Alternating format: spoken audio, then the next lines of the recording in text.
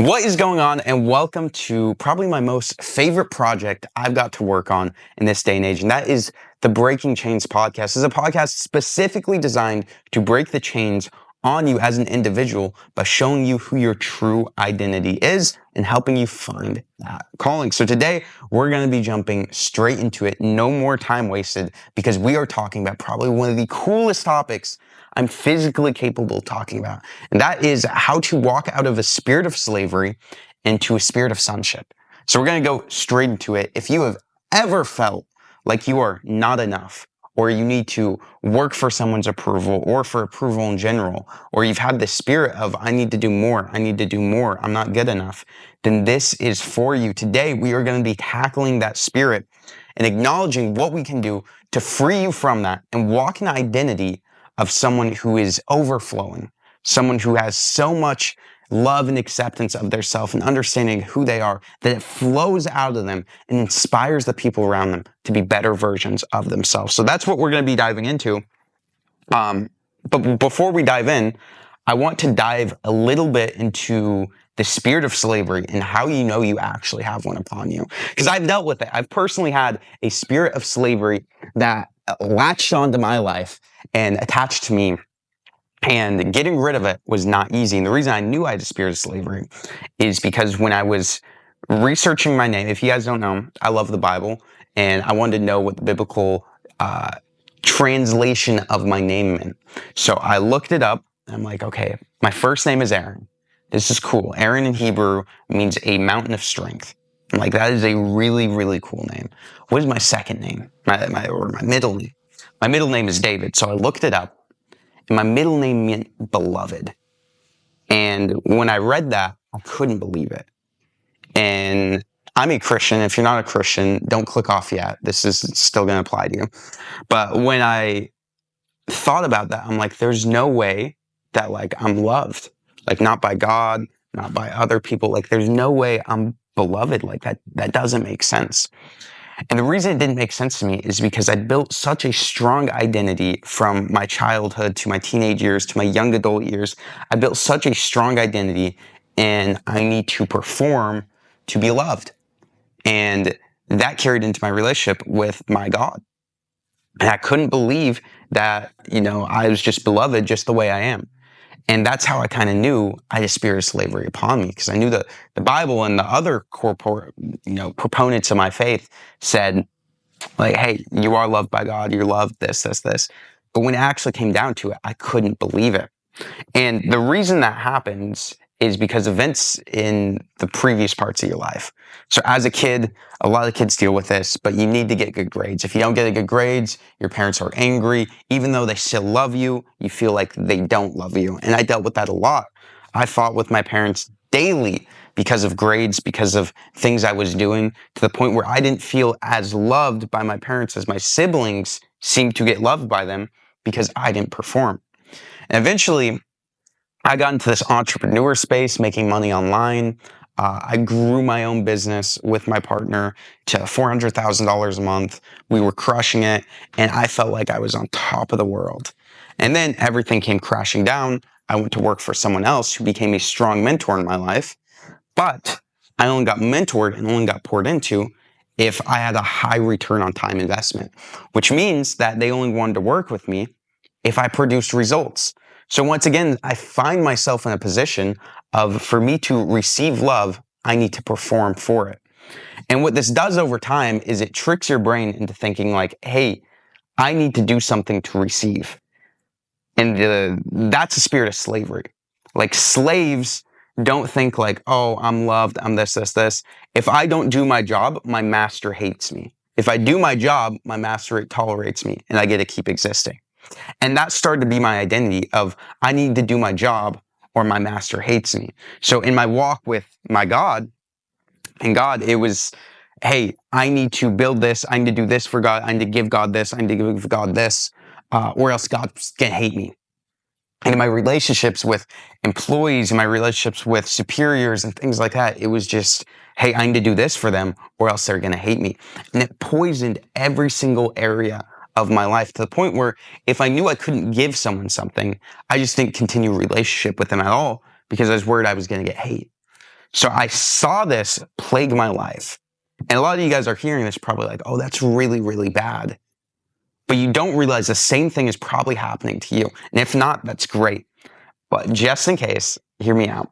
And I want to use a story to kind of isolate the spirit of slavery from the Bible. Again, if you are not a Christian and you're hearing this and you're like, I don't want to hear about a Bible story, hear me out for like 1 minute. This is just a cool story. I'm not going to preach to you. I'm not going to do anything crazy. Just listen to the story because it's really fascinating.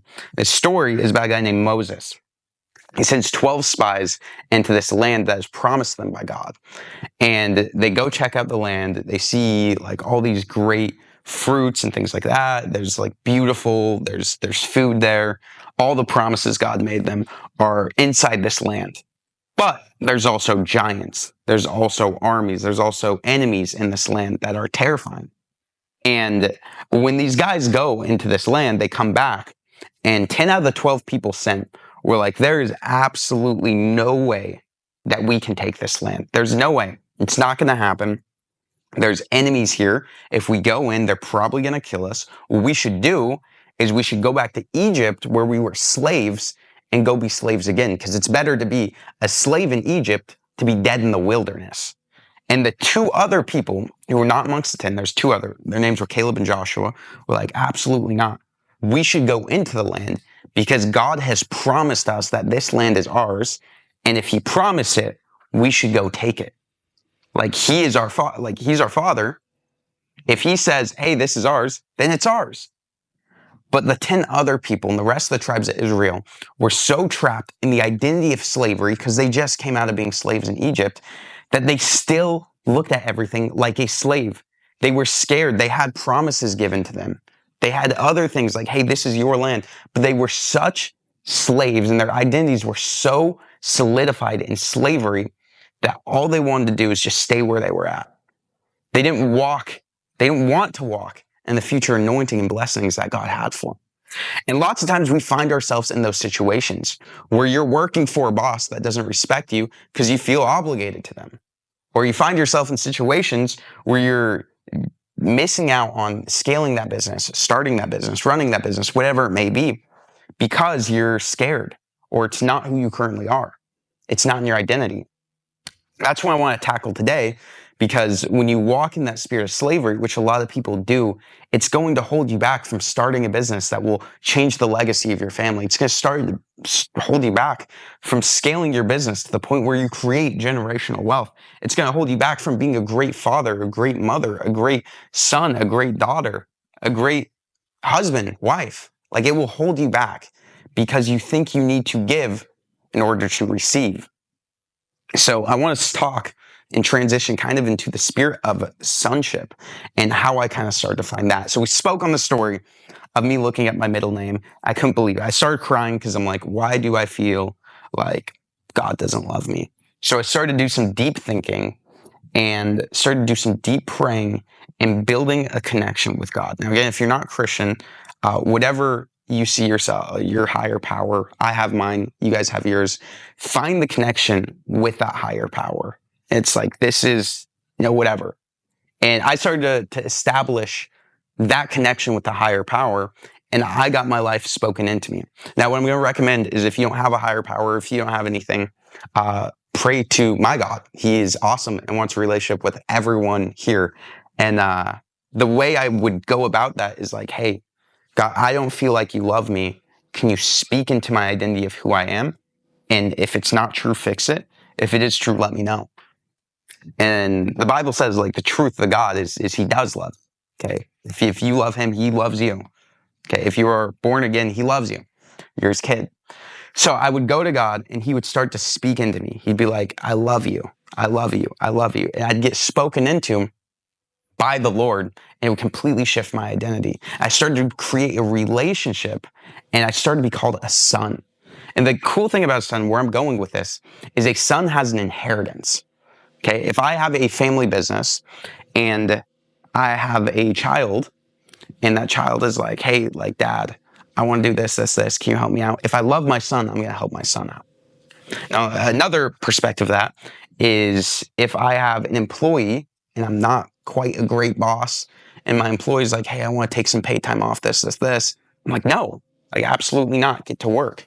Get to work. You work in my business. You bring me in money. If you don't bring me in money, I'm going to fire you. Okay. That's the spirit of slavery compared to the spirit of sonship, where it's like everything I have, you have. Like when I die, it's your inheritance, compared to a bad boss with an employee is like, hey, go do your work. And the cool thing about God is he is a father to anyone who's reborn in Jesus' name. So we don't get a bad boss that's like, hey, you suck at this, this, this. We get a father who's willing to give us what we ask for and love us. And the cool thing is that father also has dominion over all reality. Everything we see, he built. So being a son of that, that's like being a son of Elon Musk, but like on steroids. He has everything you could possibly want at your disposal. So that's the spirit of sonship. And if you think about it too, a son, if my son came up to me, he's like, hey dad, I got bad grades. I don't hate my son. Do I want better for him? Absolutely. But I'll never be like, oh, I'm disappointed. You suck. Get out of my sight. Like I'm going to love him anyways. So you get this unconscious love. I got to speak to one of the mothers in my life, new mother. I'm like, what have you learned about love since having a baby? And she's like, it's completely changed my perspective. Because when I see this child, all it does is take away. It takes my time. It takes my resources. I have to buy diapers. I have to feed it. I have to do all this stuff. And by logical definition, it gives me nothing. It doesn't go out and bring money into the household. It doesn't go change its own diapers. Like it sits there, it cries, and it takes. But I couldn't love anything on this planet anymore. I love it so much because it's my daughter. And God looks at us the same way of like, sometimes we're just crying kids who sit there and cry and we take, but that love never goes away. And when you walk in that identity of knowing like, hey, no matter what, that love is on me. I walk in the love of my God. Then you start to overflow knowing that, hey, I don't have to scale this business, this, to get approval. I already have it. I don't have to go work for this person to get their approval. I already have it. And you get to operate out of a way of like, what do you want me to do, God? Like, if I could do anything in the world, like, what am I good at? What is my anointing? And when you start walking in your calling and your anointing, you start to overflow because you don't need to go into approval. I teach this with my sales reps. Like, you're not going into the call to get their approval. You're not. If you're walking into a call and you're trying to sell someone, trying to get their approval, you're walking in a spirit of slavery. What you should be doing when you walk in sonship is you walk into a call ready to give to them. You walk into a business deal ready to sign a contract. How can I make sure other people win? Because I've already won. I already have everything I want. And you start to have this overflowing presence about you where everywhere you go, people just get blessed. People love being in your presence because you don't go to take anything from them. You just give. You don't even try, but your presence is so full of spirit, so full of life that people just are rejuvenated when they're around you. You overflow. And that starts from an internal acceptance of knowing that I am loved. I don't need to prove anything to him. I don't need to prove anything to them. Like I have everything that I need in front of me. So sonship versus slavery. So what I want to challenge the audience here to do is like look at yourself and where is your identity based? Like, am I actually, ask yourself this, get a note paper, whatever you want to do, and write, am I loved? Does my parents love me? Do these people love me? Does my higher power, does my God love me? And like, be really honest with yourself. Are you loved? And like, just write down the raw emotions of what come out of that. Like, do I feel like I'm loved? And what you're going to find more often than not is that there's this spirit of, what's the word I'm looking for? Spirit of people pleasing, or like needing to prove things to other people. And that is a spirit of slavery. So check that out. See where it's at. Where's the spirit of slavery? And second, see, why don't I feel loved? Why do I need to prove something? And then what I'm going to challenge you to do is like meditate for my Christian people, even my non-Christian people. I want to challenge you to do this. If you have your own version of this, great. But however you can do this, meditate on the word of God, or whatever your thing is. Meditate on it. And then Start to ask, like, am I loved? Show me I'm loved. Prove to me I'm loved. And what will start to happen is you'll start to get the proof. You'll start to hear. You'll start to see, oh, I am loved. And it will start speaking into your identity. That's the goal of this podcast, is to speak into your identity, that you are loved, that there is a higher power that wants to have connection with you, and that yourself, you can love yourself too. There's no achievement that is going to give that to you. It's an internal decision that you will love yourself. So, love. Meditate on that. See, am I loved? The next, start to meditate on the power of being loved and not needing to receive love from other people to perform. That you could go the rest of your life, I could sit on this couch for the next 60 years and I'm just as loved in 60 years as I am now. It doesn't matter what results I get. I do it for the fun of it because I already have everything I need. And it starts to become a game of, how can I give this to other people? How can I spread this? And that's when you walk in the identity of someone who's fulfilled, someone who is loved. And then you can see, what am I actually really, really good at? What am I good at that I want to keep doing? What is the thing I'm most talented at? Where's my calling? And then let's go do that for the fun of it. So meditate on it. So cool. I'm going to turn out of the topic of slavery from sonship, and now we're going to take some questions from the audience here and see what people have to say. All right, so here's the game plan. I'm going to have one of my background people on the team ask me some questions from the audience, and we're just going to dive straight into it. So whenever you're ready. Okay, Aaron, so how did you see your success and your personal perspective on business change and reform once you really had it and you were given, or you found that grounded identity in yourself? I think the coolest thing that happened and where things started to change is the way my team changed and the way I changed as a leader. So I've said this before, I'll say it again. Leadership is a top-down thing. So your team is going to reflect what you look like. So when I had my identity based in a spirit of slavery, other people on my team would be slaves, but to different things. I was a slave to people's appreciation. They would be a slave to their desires and things like that. They would go and uncontrollably sleep around. They would uncontrollably drink whatever it may be. And I'm not going to sit here and say like, hey, you can't do this, you can't do this, you can't do this. But when it's uncontrollable, you're in a spirit of slavery. So if you can't control it and it has control over you, you are a slave to that. And that's what I started to notice, is the team and people were slaves to different things in their life. So my spirit of slavery actually funneled down from me onto the rest of my team, and it polluted them. Compared to walking in a new identity where slavery is kind of cast out and pushed away, we started to see different stuff. I started to notice the stuff in my team and speak life into them and free them out of the bondage of slavery, which ultimately led them to God and led them to acceptance of who they are. And obviously it's not perfect. There's still work, but I get to go into my team, my meetings every day and like start to pull people in a true identity that's going to liberate them and walk in freedom. So my team is more free. The culture of my team, people want to work there. People want to be a part of it. In fact, it's kind of an ongoing joke between me and my assistant that like 6 times a week, someone's asking to be on the team. And I'm just like, yeah, I'm having them talk to you. I go to you. So people want to be part of the culture because the people in the culture radically change. All right. Another question for you. What's a good piece of advice you would give to a younger person who wants to find success in business, who also doesn't want to compromise their values at the same time? Yeah, this is fun because I'm also younger, so it's a good topic. But for the younger people looking to have success in business that don't want to compromise their values, as someone who's had success in business and compromised their values, it is never worth it. Like, it's never worth it. There's this stigma around making money online, that making money is going to solve all your problems. It's going to do this. It's going to do this.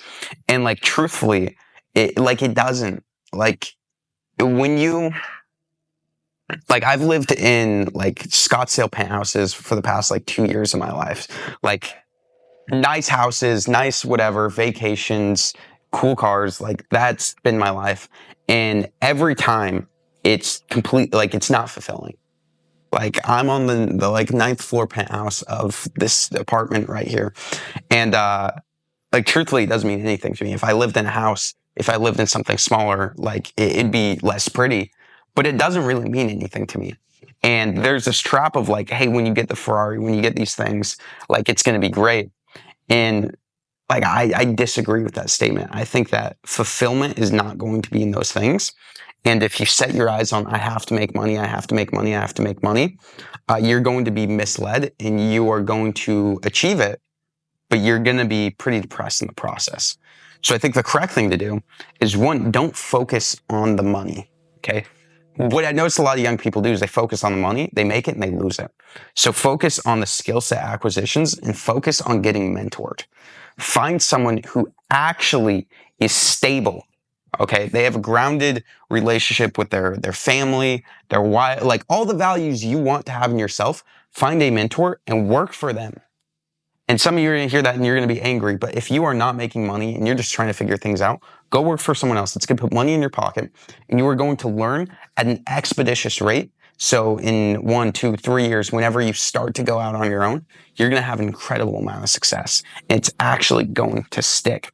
So find a mentor, find someone you can learn from, and don't focus on the money. Focus on the person you're becoming. Okay. A lot of this podcast is building into identity. Actions can make money and they can keep money. But what actually is going to make even more money and keep even more money is identity. Okay. The difference between someone like Elon Musk and, you know, a drop shipping millionaire or something like that, why one is expeditiously more wealthy than the other is because one has an identity of a creator and someone who's responsible for building things to save planet Earth, SpaceX, Neuralink, Tesla, all those stuff, compared to one who's just, oh, I'm just need to make money. So the difference in identity is causing massive discrepancies in their wealth cap.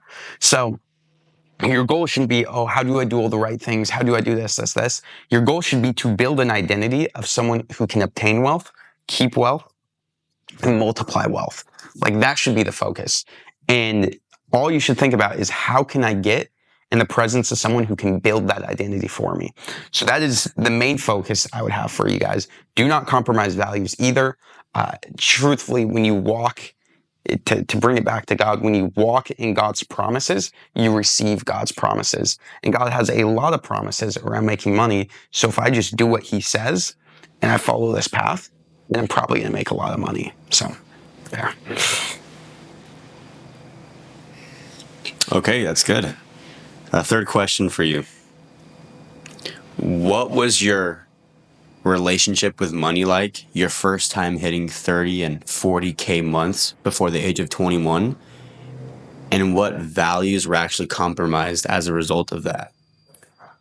I'd say to answer the second one before the first, I kind of left God behind and started to pave my own path. So I didn't speak with God. I didn't know God. And that was a huge core value of mine. Another core value I left behind was fitness. Like, oh, I want to be healthy, this. But all I'm going to do is take calls all day. So when I was making money, everything else in my life took a back seat. It's like, okay, I'm just going to do this. And I was making a lot of money, but I was also spending a lot of money to entertain myself from the fact that I didn't feel fulfilled. And I was a great acquirer of capital, but I was a horrible steward of capital. And that started to create really bad habits that like would flood the rest of my business life and things like that later on, of having to break chains of bad stewardship because I didn't have other things in my life locked in. I just used money to sedate the feelings of unhappiness and the spirits of not being enough. I can't remember what the first question was, but there's the answer to this. You answered it. Okay, there we go. Okay, Aaron. So within a span of 3 years, you went from working at a fast food joint to being a top leader in a company producing $50 million plus per year. So what was the biggest thing that changed internally? It all roots back down to identity. And it wasn't like an overnight thing for me to turn into that. Even working at fast food, I had to shift my identity. I went from being very, very shy, didn't speak to people, to hopping into a restaurant, working with people, being like a team lead or something like that. And I've always had like an obsession on whatever it is I'm doing. So like, for example, when I got into fast food as a first employee of the month, I memorized all like everything there is to know about that store. So I got like hyper obsessed with it. So I had the traits of someone who's going to do really, really well, but I limited myself down to my identity. So I had the building blocks, but I wasn't building tall enough because I didn't see myself as enough. Like the most I ever saw myself going was like a general manager making 50 grand a year at a restaurant. And then I started to get around people who thought bigger and had bigger dreams. And then my dreams expanded to, oh, I want to be a millionaire with like 100 rental properties making like $5 million a year. And then I moved to Arizona and I'm around people who are making $2 million a month. We're in the office of Tony Robbins' business partner who's doing $100 million a year, and like hyper successful people. Like Alex Ramosi was just walking around the office one day. Like I'm in front of a bunch of successful people who think radically big. And my identity starts to shift into like, okay, well, I'm going to be a billionaire and change the planet. And I started to get around places that made me think bigger and made me believe that I was someone capable of doing more. And that obsession that I had before just leaked into everything else I was doing. So I got good at it, which affirmed more of my belief that I was able to do it. So all I had to do was shift my identity. And the biggest thing that helped me shift my identity was be in a place and be around people who thought bigger than I did. Because your identity is either your rocket fuel or it's the glass ceiling above you. If you're only around people who speak death into your identity and they think small and they can't think big, then your identity is going to be small. It's going to be like, oh yeah, my highest level version of me is, maybe a millionaire. And like, that's your cap. Compared to me, it's like, dude, my highest level version of myself is richer than Elon Musk. And it's like the cap was so much higher. And that was my identity of someone who had this much potential. I just need to go and pull it out. That completely changed things for me. You can go from, McDonald's employee to CEO of $100 million company in 3 years. Like it's totally possible. Totally possible. It's happened before. But the secret is you have to get around people who help you think bigger, and you need to base your identity as someone who's actually capable of doing it. So there you go. All right. What are the biggest symptoms of a people pleaser? Biggest symptoms of people pleaser? To go back to slavery, they don't do things, or I won't say they don't do things. They do things for the approval of other people. So a big sign is like, which is a big sign in general, is if someone's saying things like, oh, I don't want to make this person mad, I want to do this, they're afraid to step on toes, and they put themselves in a situation that degrade them or put them down so they don't have to step on other people's toes. They're more worried about the opinions of other people than they are worried about themselves and actually doing something important to them. So that's the number one sign, is like, are you putting people above yourself? And I'm not saying you should be selfish and prioritize yourself, but part of being selfless is knowing when to prioritize other people and when to prioritize yourself. So I can easily walk down the street and I could see a old woman crossing the street, and it's not a benefit for me to go help her, but it's a benefit for her. So I'm choosing to be selfless. But the people pleaser is, let's say I'm at a party with, friends and things like that. And they're like, oh, everyone has to drink, blah, blah, blah, blah. Aaron, you should drink. And I'm like, oh, I don't really want to. And they're like, no, you have to. I'm like, well, I don't want to make him mad. Let me drink. It's having the option to say no. If you're a people pleaser, you feel like you have to. When you're a servant, you feel like you want to.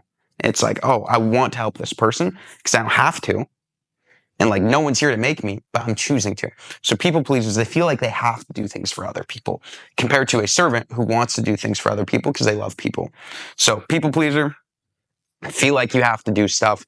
You're afraid of other people. That's another one. You're afraid to speak to people. You're afraid to, I don't want to say assert dominance because that sounds a little cheesy, but you're afraid to make your presence known.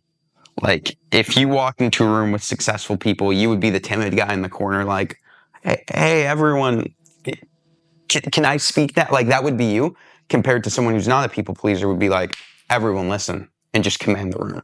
So yeah, that's how I would define the biggest two traits of identifying people pleasers. Yeah. Okay. So then how have you seen your social interactions and just relationships overall change when you were a people pleaser to a more grounded individual? When I was in, I wouldn't say I was too much of a people pleaser. It was more of a slave. The only person I wanted to please was like my quote unquote person I looked up to, or every slavery spirit has a master. So the quote unquote master. That was the only person I wanted to please. Other people, I could not care less who you were, what you thought, blah, blah, blah, get out of here. But there were certain individuals that I wanted to please. And I felt trapped when I was around those people. And sometimes when I'm around those people, I can feel that come back to me and I have to ward it off. But I felt trapped of, I couldn't speak up. I wasn't good enough to have a voice. I would have this timid spirit of like, scaredness around these people because I thought they were so much better than me. And if I said the wrong thing, I was going to make them mad and whatever it may be.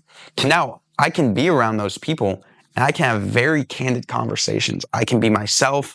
I don't care if they're going to dislike what I say. I don't care if they're going to take it the wrong way, whatever it may be. I still value the relationship, but I don't feel stuck into having to win their approval. And there's no other leader or no other person in my life that I feel like I have to please. The only person I care about pleasing is God. So when I'm in church and I run my own business and stuff, but I'm still under authority. If I work with a team and I'm consulting with someone, then I'm still under that CEO's authority, even though it's my business. When I'm in a church and I'm under a pastor, I'm under their authority. So I still have people that I quote unquote look up to, but I don't need their approval. I don't need them to come pat me on the back. If they say something mean, it doesn't affect me. I'm looking to do my job and fulfill my mission. And what other people think of me is not important. I'll take feedback. I'll take criticism because I'm looking to improve, but I'm not going to get emotionally distraught because someone I idolize is not looking at me the right way. So I would say I've completely cut out the idolatry of people needing their approval. Yeah. Yeah. So do you see your identity as something that's fixed and grounded or more fluid and evolving? I would say it's a bit of both. Like it's grounded and I know who I am. I know who my dad is, like my father in heaven. So I'm very, very grounded there. But God's always speaking new things into my life. So it isn't stuck. It's changing and it's growing and it's learning. But the foundation is very, very strong where it's not going to crack. Like an event isn't going to happen in my life or let's say I go bankrupt and everyone on my team doesn't just quit, but they all send me letters of how they hate me and they go work with my number one competitor and they all sue me. Like it is, say, the worst event possible. I'm not going to look at that and be like, oh, well, there goes my identity. I guess I'm just a loser. I'm still going to be grounded. Events don't shape my life. Okay. A decision of who I am, who my God's called me to be shapes my life. And if he continues to speak to me into what I'm doing and who I'm going to be, then I'm going to adapt to that. Do you think that people pleasing is more of a selfish act disguised as kindness, since it often involves seeking validation or avoidance of conflict? I think it's selfish because it's based in insecurity and you're not doing anyone a favor by living in that. Okay. If my daughter, let's say I have a daughter and she comes up to me, she's like, Dad, I want this, I want this, I want this, I want this, I want this, I want this. And I'm like, yes, yes, yes, yes, yes. I do whatever my daughter wants me to do because I don't want my daughter to be mad at me. I'm going to ruin her life. I will. Like it's going to be ruined. She's going to be a spoiled brat. She's not going to have friends because her dad couldn't step in to be mature and to tell her no. It's similar with your friends of like, if you let them walk all over you and you let people walk all over you, one, you're doing a disservice because you're putting yourself down when you have a calling and you have an opportunity to change the world. You're putting yourself down and preventing yourself from walking in that identity. But two, you're letting the other people around you get false expectations of how people should interact with other people and you're hurting them. Like one of the best things I can do to my team is give them a clear example of someone who is willing to like, hey, this is not going to be tolerated. Like this standard you have for your life is not going to be tolerated, but also give them someone who doesn't matter how bad they're performing or how bad things look is going to sit there with them and get through every single struggle in their life with them because they care. So I think you're doing them a disservice because they don't have a real person who can hold them, carry, and help them out in their life because you're just doing whatever they say. You're like the parent who's scared of their spoiled daughter, but also you're doing the world a disservice by not walking in your true identity. That's good. Okay. Aaron, what would you say about people that claim that someone finding their quote unquote true selves is just them replacing one form of external influence with another? There's a lot of truth to like humans have this need for fulfillment and like it's hard to find. Like you can make as much money as you want and like it's not going to be there. You can go on as many dates as you want. It's not going to be there. Fulfillment, I think, comes from two things. One, knowing who you are and living in that identity. So once you know who you are, what you were designed for, what you're good at, what your purpose is, and you start walking and living in that, you will live a fulfilled life. And second, my personal beliefs is knowing who Jesus is. Now, I think if you know Jesus and you accept him into your life, you will have ultimate fulfillment. But I'll also say this to the Christians watching, is you can accept Jesus in your life and not be fulfilled. So I think one, it's accepting Jesus in your life, but two, knowing Jesus and living life with him that will lead you to fulfillment. Because you can raise your hand and accept the altar call of the church, and then you can go back to living depressed. And you can't tell me that's not true because it happens all the time. All the time. And that's because people are not walking in relationship. It's impossible if you walk in relationship to not feel fulfilled when you're walking with fulfillment itself. So yeah. Mm-hmm. Okay. So are people who change their identity betraying their roots? No. I think that's a horrible belief of like your roots were there to get you to where you're at now.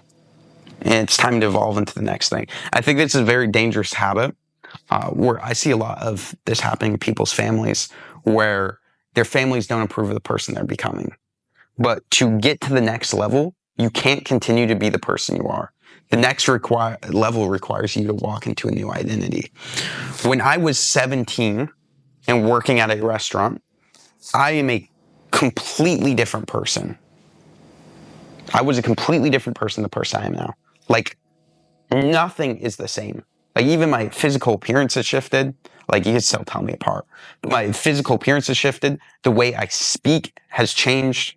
The way I talk, the words I use, everything has changed. And I think it's dishonoring to the world and to people around me for me to stick to my roots of that being me because I'm scared to evolve. Because now I'm in a position where I can financially do things to help out my family. I'm in a position where I have wisdom to steward to my family's problems if they so need it. And I have connections and ability to do things for my family that I could not do before because I didn't have any power in that old identity. Like I didn't have anything in that old identity. Because I leveled up, I'm in positions to want to help my family, but also have a much bigger impact on the world. The things I know and the things I've experienced, I can go and help people on my team. I can help people listen to this podcast and speak identity into them and help people grow. I could not do that 17 years old working in a restaurant. So I think you dishonor the world and dishonor the people behind you by trying to stick to your roots and being afraid to evolve into your next level version of yourself. Okay. So do you think that people use identity or fluid identities as a way to escape responsibility and commitment and even claim more of a victim status to gain power in today's culture? I think people don't think enough about identity to usually use that as a card. I think people subconsciously do it, especially the victim card. I think people attach victimhood to their identity really, really easy in this generation because it's so much easier to say like, hey, everyone, I'll use a business example. Everyone on my team left me. Oh, they're just a bunch of bad employees and the world hates me and this. I'm a victim, I'm a victim, I'm a victim. Compared to, hey, I was probably a horrible boss and I need to do some serious self-reflection of why my entire team left me. One of those is a lot easier to like say and accept than the other. The other requires maturity. It requires an understanding that things that happen to you are most certainly always your fault. So I think people use victimhood as an identity and they escape responsibility through that. And I think people also build horrible identities and horrible beliefs around themselves that inevitably cause the same thing. Let's get one or two more and then we'll conclude here. Yeah. Yeah. Okay, Aaron. So if someone's identity changes a lot based on their environment or the people around them, is it even real in the first place? No. There needs to be some level of grounding. So if your identity is just like, okay, here I'm a business guy, I'm serious, this, but then I go hang out with my family, and then I just drop everything and I become a different person. It's like you're inauthentic and you're living two separate lives. Like, I'm not saying you can't have two modes. The way I communicate with my clients and with my team is radically different than when I'm serving in like a kids ministry or stuff like that. Because I'm not going to use high level words and high level thoughts when I'm trying to teach eighth graders how to follow the Lord. Like, that doesn't make sense. So I can change my demeanor. I can be more playful. I can be more funny and joking in one setting. But who I am as a character, my beliefs, my core values are who they are. So for example, if I'm like, hey, I stand on this, I believe in this, God, this, but I leave this podcast room, I do a bunch of God-forsaken activities, then my identity is fake. It's not who I say it is.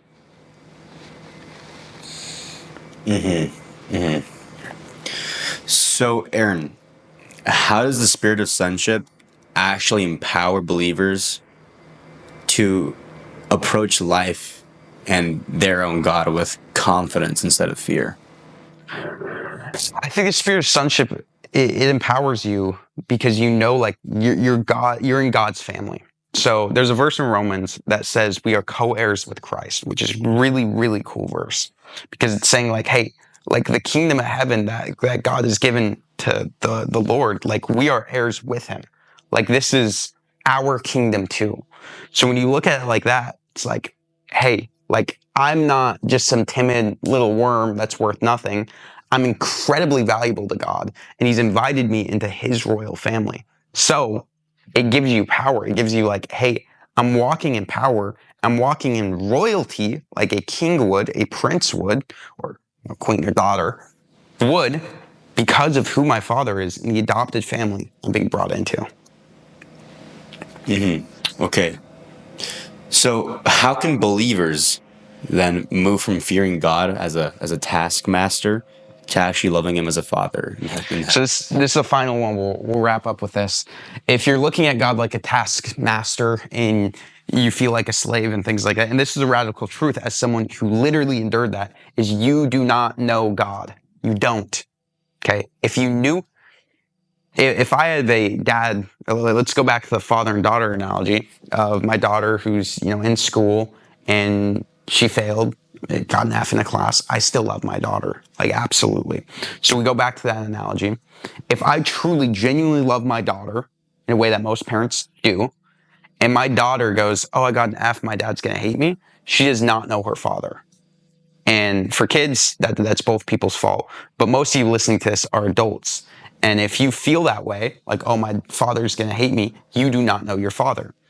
Because it's not in his character for you to have to work your way into his love and give things into him. He already paid the ultimate price for you to spend eternity with him. So he's not doing that as a future hedge and bet that eventually I'll love him. He already loved you enough to do that.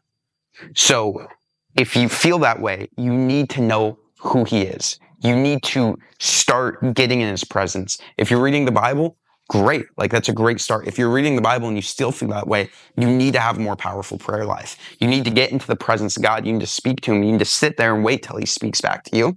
Because until you start to build that relationship with God, you're going to feel like a slave because you don't know your dad. So, my advice.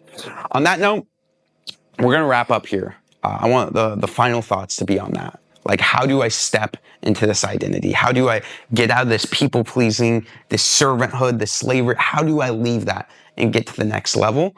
It's by knowing God. That's where I put it at, is knowing God. If you don't believe in God, and you're struggling with these things, there's two things you can do. One, you can look at your life. You can look at the things you're good at. You can look at yourself as a human being and be like, hey, my validation doesn't come from anything else. Okay, I don't need it. And you can start to recycle the beliefs or start to replant the beliefs. So every day I've seen people do affirmations. I've seen people do all sorts of stuff. The reality you focus on is the reality you get. And the beliefs you focus on are the beliefs you can get. So one, you can focus on all your beliefs, put all your mental attention into knowing that you don't have to prove anything to anyone. You are enough. You are great as you are. You don't need to do anything. You are enough.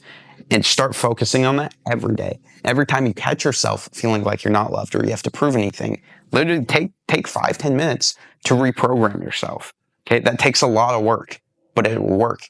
Now, if you want the cheat code and you want the faster way to do it, then get on your knees and be like, hey, God, I may not know you, but according to your word in the Bible, there's freedom in your name. And I ask that even though we don't have a relationship, I want you to set me free. Can you set me free from this? And I want to walk in the identity of someone who is enough. So can you tell me how loved I am by you? Can you tell me all this stuff? I'm going to make a lot of religious people angry with this, but you do not need to give your life to Jesus for God to work something miraculous in your life. Okay, it's not true. You cannot show me in the Bible of Jesus forcing people to accept him before he does miraculous works to him. So if Jesus didn't even do it, then why are we? So, topic for another day. You do not need to be like, oh, I need to follow God, this. God can do something miraculous in your life if you know him or not.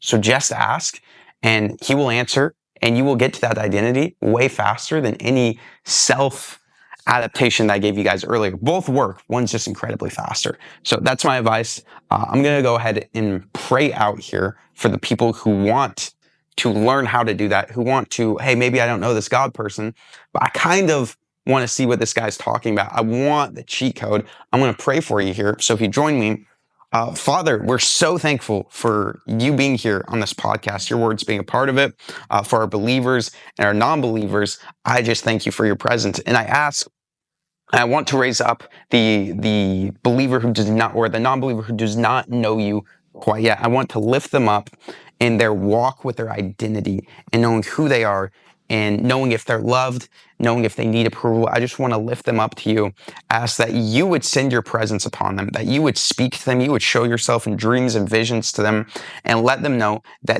they are loved, that you have paid the ultimate price for them. And I ask that you would just start to heal their identity where they would not need to get approval from other people and approval from other things, but they would know that they are sufficient. Okay, so God, I just ask that you make your presence known and they would start to see you. I want to lift up the believer to you and just pray over them that they would start an intimate relationship with you. They believe you, but they would start to form a relationship where they could trust you, where they could follow your word, that they could do your will. So God, we just pray that everyone in the room could see you today, the people who believe in you, the people who don't, the people who know you, the people who don't, that you would just manifest your presence and we would see you in ways we haven't. So we thank you and we praise you in Jesus' name. Amen. Amen. So appreciate you guys watching. If you like this episode, do me a huge favor, share it out. Let's get the word out. The vision for this podcast is to break chains on all people's lives who are walking around with chains and heavy weights. So share this, comment down your questions if you want me to answer them. We have a very, very special guest coming for our second episode. So make sure to tune in there. We'll see you then. Peace.